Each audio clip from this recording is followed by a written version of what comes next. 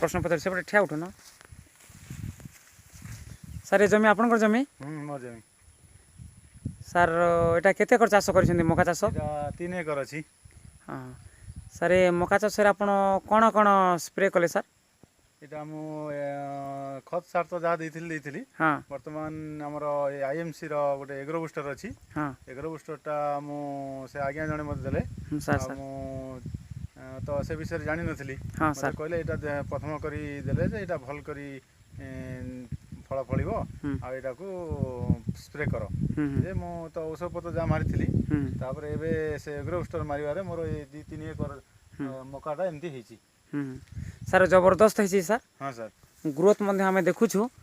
बहुत ग्रोथ एटा 20 दिन थरे मरा हाइची त फर्स्ट टाइम मरा हला और सेकंड टाइम हो स्प्रे हो सर आउ केते दिन पूरा मारबे सर एथिरे 20 रु 25 दिन भितरे पुनी आउ गोटे थर स्प्रे करा ताले सर चासी मानक आपण कोन मेसेज देबे सर एटा तो मु मारिची देखै देबी समस्त को जे मु एटा एग्रो बुस्टर मारिबार एमती हेची आ समस्त को कहबी एटा समस्त स्प्रे करिवे सर सर बहुत बहुत धन्यवाद सर।